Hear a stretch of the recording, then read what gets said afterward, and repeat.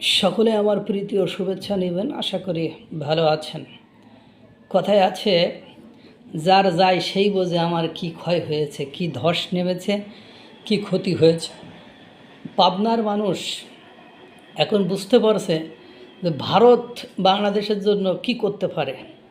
ভারত না চাইলে 50,000 60,000 মানুষ বেকার হয়ে যায়।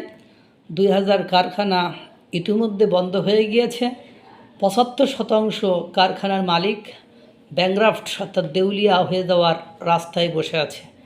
বলছে পাবনার শত শত হুঁশিয়ারি শিল্পের কথা। পাবনার হুঁশিয়ারি শিল্পের ধস ভারত এই ব্যবসায় একেবারে ভাটা তৈরি করে দিয়েছে। একসময় যেখানে 1.5 লাখ কোটি টাকার পণ্য প্রতিদিন পাবনা থেকে ভারতে রপ্তানি হতো, সেখানে এখন 25,000 কোটি টাকার পণ্য রপ্তানি করতে পারে না। যেখানে শ্রমিকরা ওভারটাইম করতো, সেখানে সপ্তাহে 2 দিনও এখন কাজ হয় না।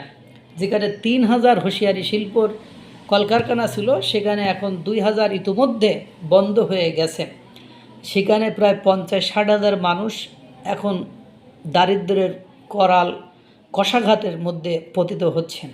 ইতিমধ্যে হুঁশিয়ারি শিল্পের যারা এখনও সাস্টেইন করছে বা টিকে আছে, তারা বলছে যদি বন্দরটা খুলে দেওয়া হয়, স্থল বন্দরটা খুলে দেওয়া হয়, তাহলে আবার ঘুরে দাঁড়ানো যাবে। কিন্তু আপনারা জানেন গত বছর ভারত স্থলপথে এইসব আমদানি করা বন্ধ করে দিয়েছে, যার ফলে এখন নৌপথে এটা যাতায়াত করতে দীর্ঘক্ষণ সময় লাগে, যার ফলশ্রুতিতে খরচ বেশি হয়, টাকা পয়সার লেনদেনের একটা প্রবলেম হয়, যার ফলে হুঁশিয়ারি শিল্প একেবারে ধ্বংসের মুখে দাঁড়িয়ে রয়েছে।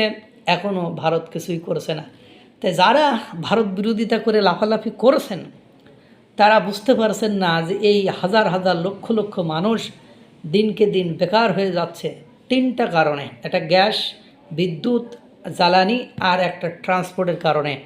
ভারত কি করতে পারে আরও বুঝতে পারবেন এই হুঁশিয়ারি শিল্পরা। এখন পাবনায় যে ভোট লিগালভাবে হোক, তারপরে বুঝতে পারবেন ভোট কোন দিকে যায়, আর সব দলের অংশগ্রহণ হোক, তখন বুঝতে পারবেন ভোট কোন দিকে যায়। কারণ বাস্তবতা খুব কঠিন জিনিস।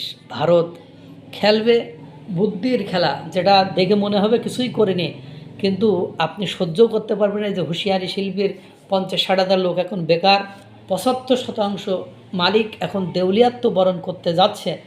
বুঝতে পারছেন দেশ কোথায় যাচ্ছে? এই জন্য ভারত বিরোধিতা যত তাড়াতাড়ি ছাড়বেন তত মঙ্গল। নচেত এই যে বিপদগ্রস্ততার ভেতর দিয়ে যাচ্ছেন, এই বিপদের কুল কিনারা থাকবে না। মহান সৃষ্টিকর্তা সকলকে ভালো রাখুক, সুস্থ রাখুক।